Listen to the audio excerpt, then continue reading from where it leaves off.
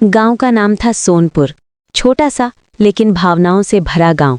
कच्चे रास्ते, पीपल का पेड़, सुबह सुबह मंदिर की घंटी और शाम को मस्जिद की अजान, सब मिलकर जैसे एक सुर में बोलते थे। इसी गांव के एक पुराने मिट्टी के घर में रहते थे दो भाई, रामू और श्याम।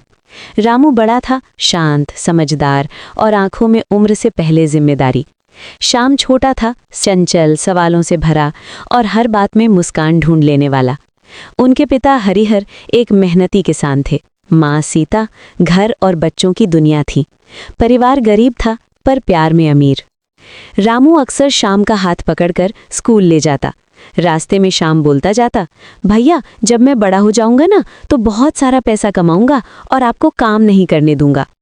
रामू मुस्कुराकर उसके बाल सहला देता, पहले पढ़ लिख ले फिर सपने पूरे करना।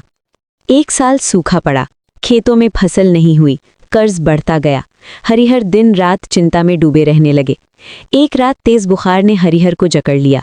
गांव में इलाज की सुविधा नहीं थी, शहर ले जाने के लिए पैसे नहीं थे। 3 दिन तक बीमारी लड़ी। चौथे दिन हरिहर हमेशा के लिए चुप हो गए। घर में मातम छा गया। रामू ने पहली बार माँ को टूटते देखा। शाम को समझ नहीं आ रहा था कि पिता क्यों नहीं उठ रहे। उस रात रामू ने मन ही मन कसम खाई, अब मैं ही इस घर का सहारा हूँ।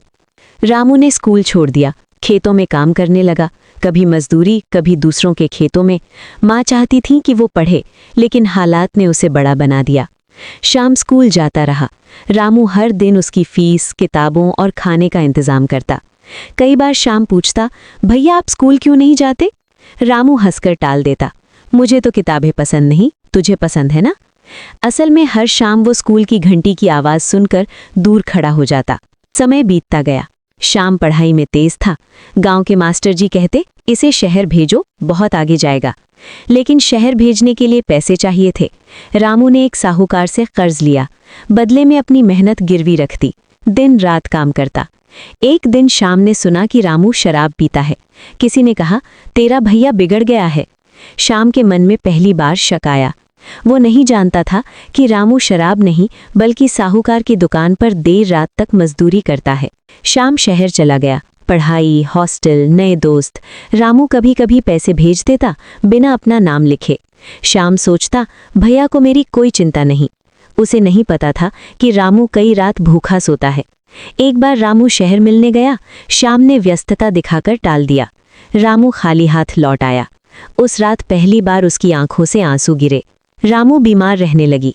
रामू ने शाम को बताया, लेकिन परीक्षा के कारण वो नहीं आ सका। कुछ महीनों बाद माँ भी चली गई। रामू ने शाम को फ़ोन किया, माँ चली गई। शाम देर से पहुंचा। अंतिम संस्कार हो चुका था। उसने रामू पर चिल्लाया, आपने इंतज़ार क्यों नहीं किया? रामू चुप रहा। उस दिन दोनों भाइयों के बीच दीवार खड़ी हो गई। श्याम ने पढ़ाई पूरी की, नौकरी लग गई, वो शहर में ही बस गया। रामू गांव में अकेला रह गया। सालों बीत गए, दोनों एक दूसरे का नाम भी नहीं लेते। एक दिन शाम को पुराने कागज मिले, कर्ज की रसीदें, उसके नाम भेजे गए मनी ऑर्डर और एक चिट्ठी। श्याम, अगर कभी लगे कि मैंने तुम्हें समझा नहीं तो माफ़ कर देना। मैंने जो किया तुम्हारे लिए किया। श्याम का दिल बैठ गया। उसे एहसास हुआ उसने भाई को कभी समझने की कोशिश ही नहीं की। श्याम गांव लौटा। वही मिट्टी का घर, टूटी छत और बाहर बैठा एक थका हुआ आदमी। श्याम दौड़कर उसके पास गया। भैया? रामू ने ऊपर देखा, आंखें भर आईं। दोनों गले लग गए। कई मिनट तक कोई शब्द नहीं। श्याम ने रामू को अपने साथ शहर ले जाने की जिद की। रामू बोला, मुझे यहीं रहने दे, बस इतना जान लिया कि तू खुश है, काफ़ी है। श्याम ने गांव में ही उनके नाम से एक स्कूल खुलवाया। स्कूल के बाहर एक बोर्ड लगा, 2 भाइयों की कहानी से प्रेरित। 2 भाई, रक्त से जुड़े पर समझ से दूर। जब समझ आई तो दूरी मिट गई, क्योंकि सच्चा रिश्ता कभी टूटता नहीं, बस कभी कभी खामोश हो जाता है।